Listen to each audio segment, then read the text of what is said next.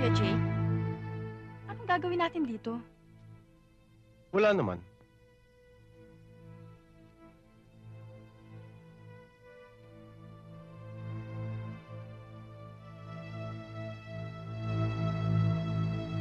Papatayin ko lang kayo. Total, nasira ng plano ko nung hindi kayo napatay ni Baleleng. Ako na ang papatay sa inyo! Kuya Jake, huwag kang magbibiro ng ganyan. Hindi ako nagbibiro! Kahit kailanman, hindi ako nagbibiro sa mga ginagawa ko! Kapatid mo ako! Hindi mo ako kapatid! Ampul lang ako, alam mo yan! At hindi isang katulad mo ang sisira sa mga plano ko! Ang lahat ng sagabal sa mga balak ko ay kailangang mawala! Tulad ng mama at papa mo! Ako nagpapatay sa kanila! Kaya aking lahat ang mga kayamanan dapat natin pagkatiyan! Ano ba nangyayari sa'yo? Teka. Sandali. Baba! Baba, Barel!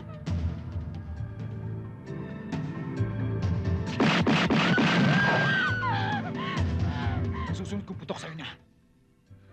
Ibaba niyo ang baril niyo!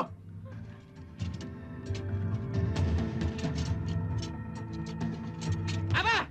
Kunin mo yung sasakyan! Bilis!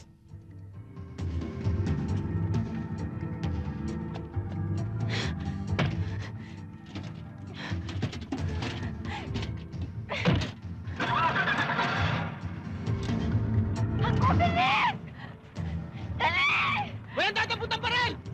Baka kabahan ako! Maputokan ko tong amo nyo!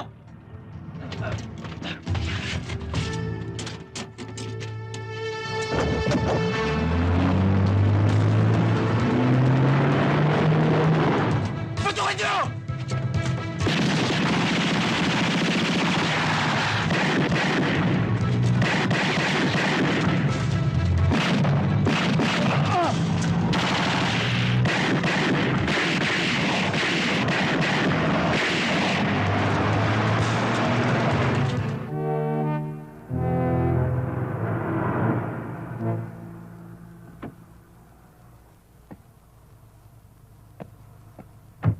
Magkano? 49.50 po. Ano? Ang laki naman. Bata, baka may iniksyon yung metro mo, ah. Wala po, sir. Parehas po yan. Katungin mo nga. O kita nyo, tumunog pa. 20, G's. Oh. Taga, baka na doble.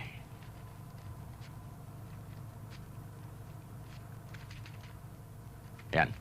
50. Ay, Oh, Jude. Ang aga-aga. Bakit? May nangyari ba? Wala. Sa loob na tayo mag-usap. Oh, sige. Pasok. Yung sukling 50 centimo sa'yo na yan. Kardinal, may utang ka sa akin.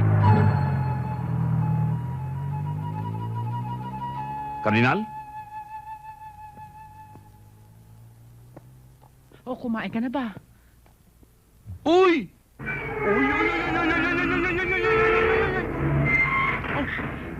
Ba't mo ko iniwan? May kasama ka pala. Si Sarge.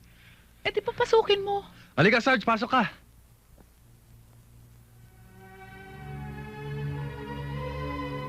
Ason? Tikoy? Ason? Tikoy?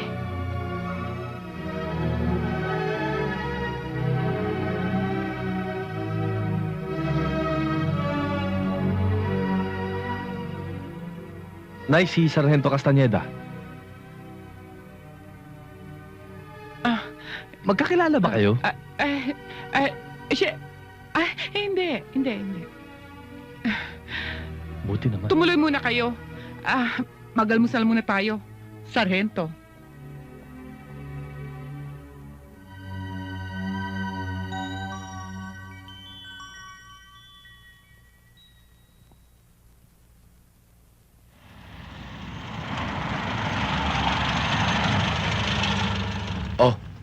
Maghintay ka lang dito sa kotse, ha?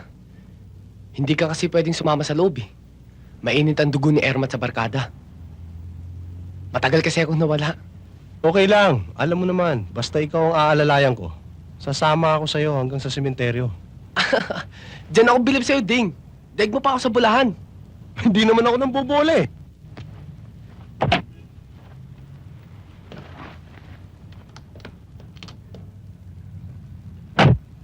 Darating ka dito, naka-leather jacket ka, nakamamahaling relo, naka-bracelet, naka-kwintas, balot na balot ng alahas. Abay, para ka pang nagmamayabang ng kawalang yaan mo? Inay, kaya ako pumunta rito para magbigay ng konting kita. Soli mo. Soli mo yan. Tago mo yan. Sino na naman mo tagkaroon ka ng maraming pera? Wala akong Inay. Inay, hindi naman ganun si Kuya. Nagpunta lang siya rito para magbigay ng konting kita niya at saka para tumulong. Tumulong? Anong klaseng tulong? Mawawala ka at bigla ka na lang lilitaw. Kung ano-anong balita tungkol din sa pagiging gangster mo nakakarating sa amin. Kami ng kapatid mo nabubuhay ng malinis. Kaya wag mo na kami isama sa iyong dumi. Inay, anak mo rin si Kuya. Anak mo rin siya. Ano, mas gugustuhin ko pang mawalan ako ng isang anak kaysa magkaroon naman ng isang katulad ng tatay ninyo na nabuhay at namatay sa mundong ito na walang silbi. Bakit mo ba ako lagi pinaparis kay Tay? Bakit tayo nyo bigyan ng pagkakataon na may pakita sa inyo ang pagkakaiba namin dalawa? Renato, nabubuhay ka na isang hampas lupa, mamamatay ka na isang hampas lupa. Ikaw at ang iyong ama ay isa. Wala na akong pinagmamalaki sa buhay na ito kundi ang aking dignidad at ang kalinisan ng kapatid mo. Kaya wag mo na alisin sa amin yun. Alam nyo, simula na magkaisip ako, wala na akong nakitang tama kundi kayo eh.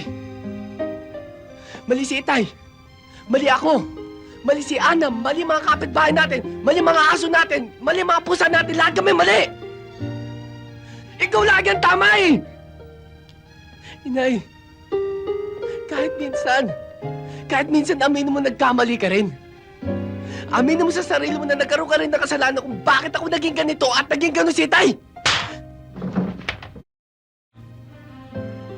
Anong gusto mong palabasin, ha? Na ako pang nagtulak sa inyo mag-ama para maging masama?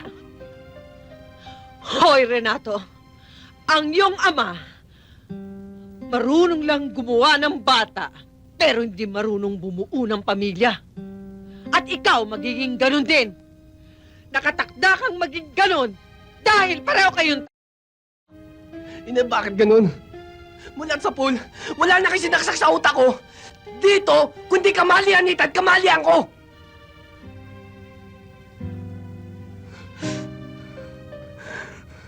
Pero alam niyo, Nay, kahit napakalit ang tingin niyo sa akin, mahal pa rin kita. tigilan na nga kadradramang yan. Pagod na ako magpasa ng krus.